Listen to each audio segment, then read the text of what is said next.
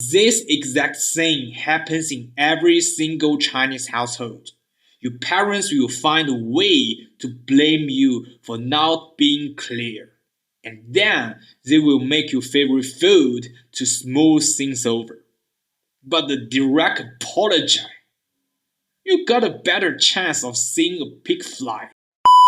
Meet Lord Shen, a genocidal peacock who's basically Emperor Palpatine, but with better style.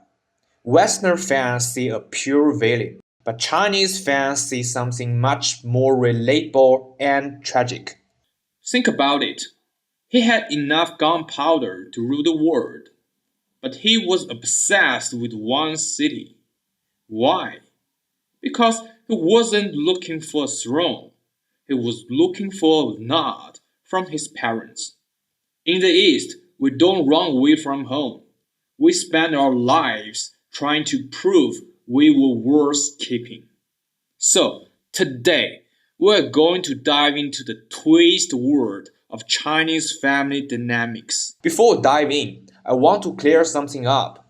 For most Chinese people, Lord Shen's actions don't immediately scream genocide.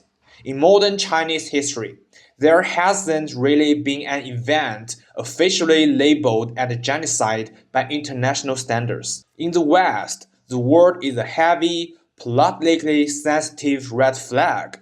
But in China, it feels like a very distant concept. It's just not the first thing that pops into our heads. Instead, we see it as a family wiping out. You see, in a collective society like China, people in a village are often all related.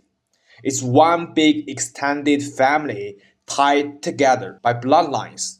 So, to a Chinese viewer, it feels like Shen murdered one massive family rather than an entire ethnic group. Gongmen City, the only stage that matters to Lord Shen. As I mentioned earlier, Chinese society is all about collectivism. This means the bond between generations isn't just about legal rights and duty. Parents don't just stop being parents the moment their kids turn 18. On my side is more like a relay race. When the kids are young, the parents have the power and the resources. So they go all in to raise them. When the parents get old, the kids become the strong ones. So they step up to take care of the elders. This circle just keeps going, generation after generation. In a Chinese family, the real glue isn't a contract, it's bloodlines and deep, lifelong connections. This means in a Chinese family, going no contact almost never happens. In other cultures, if you have a massive toxic fight with your parents, you might just vanish from their lives. You move to a different city, get married, have kids, and never tell them, using silence as your ultimate weapon. But in China, that's super real. Like I said, the connection is almost impossible to break. So, what do Chinese do instead? They choose revenge. Yeah, you heard me right. Revenge. But it's probably not kind of revenge you're thinking of. In this context, revenge means doing everything in your power to prove that you were right and they were wrong. But here's the kicker. To prove them wrong, you need them to see it. You need them to witness your success or your point.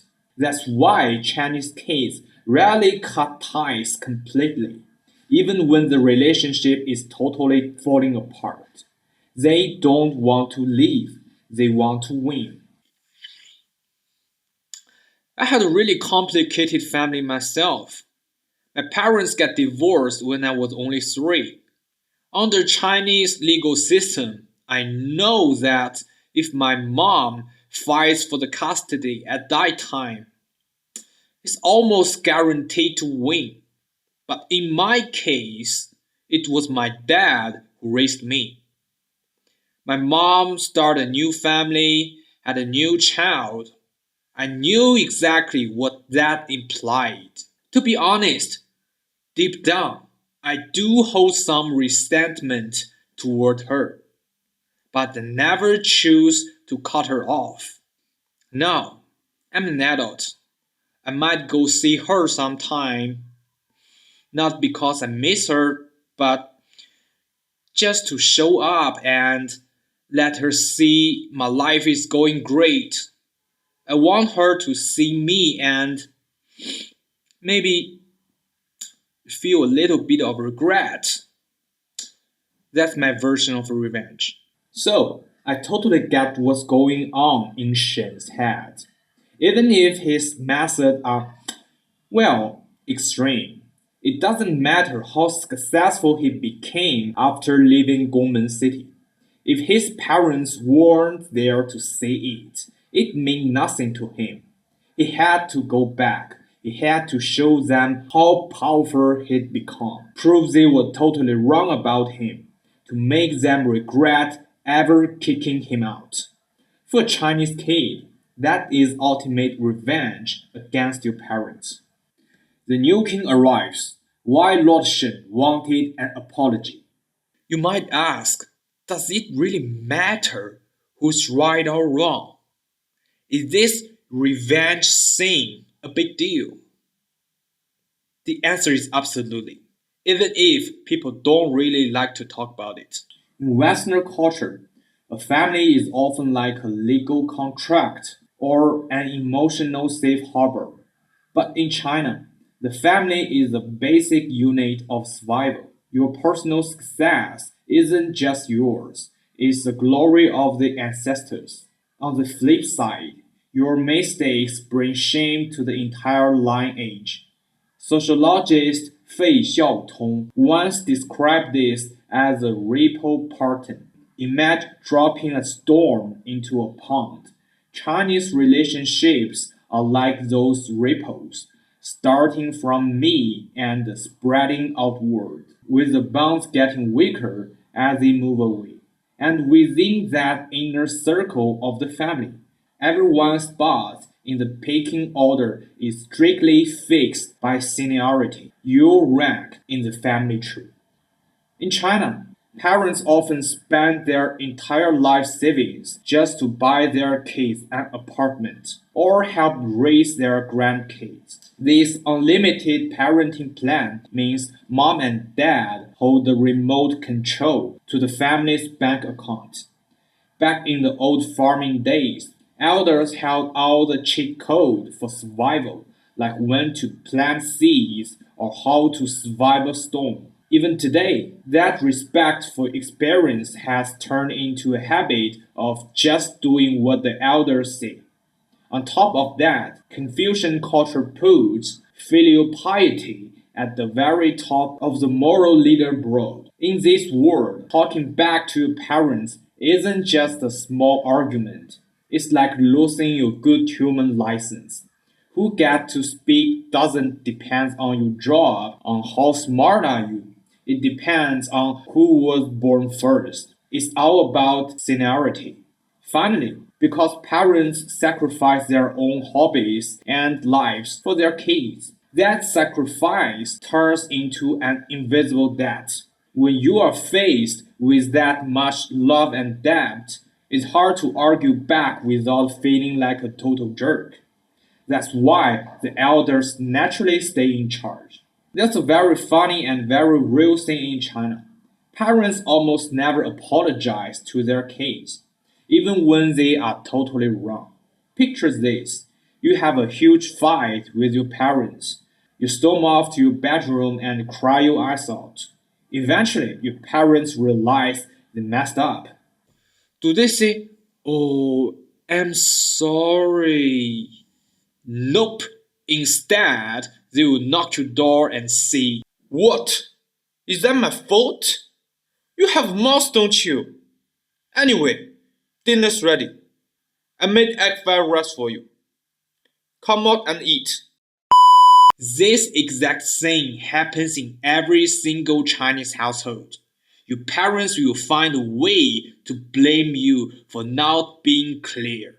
And then they will make your favorite food to smooth things over. But the direct apology, you got a better chance of seeing a pig fly. So, can you imagine once these kids finally grow up and grab the remote control of their own lives? They are dying to prove themselves. They want more than anything to hear their parents say those two magic words. I'm sorry. It's not just about being right. It's a signal that the family's main character has officially changed. This is why Shen returned. He wasn't just coming home, he was showing his parents that he was the one in charge now. It was his way of saying, the old king is finished, the new king has arrived. Quick to act, slow to speak, decoding the hearts of Peacock parents. By now, you probably see something. Chinese people aren't exactly world champions at communication, even between parents and kids. There's often this unspoken war. And yeah, you're right. As I mentioned, elders hold all the power. In traditional culture, being honest about your feelings or saying, I'm sorry, is seen as a sign of weakness. It would ruin the parent's image of the absolute boss. But honestly, it's not entirely the parent's fault. To keep the family stable and food on the table, older generations get used to bottling up their emotions, especially the bad ones. In the world they grow up in, sharing your feelings was seen as being dramatic or soft. Plus, Chinese culture is all about keeping the peace. Deep down, people feel that bringing a conflict out into the open is like tearing off the mask. It makes things way too awkward and messy. So, people prefer to use subtle hints or just give each other the silent treatment. China is what we call a high context culture. This means you aren't supposed to say things out loud. The other person is just supposed to get it. If you don't get it, they think you are being difficult or immature rather than realizing they never actually explain themselves. For many Chinese parents, their own moms and dads were even more strict and silent. They never learned how to handle a disagreement. At the end of the day, their emotional toy box is basically empty. But don't get me wrong, this definitely doesn't mean there's no love. Influenced by Confucian and Taoist thought, Chinese culture has always valued the idea of being quick to act but slow to speak. Basically, work hard but watch your mouth. Parents won't say I love you, but they will consistently pile meat into your bowl during dinner, or stuff your car trunk full of groceries before you drive away. In their logic, doing is much heavier than saying. Just like I described before, that plate of warm egg fried rice is the most honest "I'm sorry" you've ever get. Expressing love or acts of service is a uniquely Chinese encrypted language of the heart. Now, let's take another look at Lord Shen. Is he really just 100% pure villain? Or does his behavior actually start to make sense now? He doesn't look like someone who is just evil for the sake of being evil. He's a guy with his own deep seated trauma. Shen isn't fighting Paul, he is fighting the reflection of himself in his parents' eyes.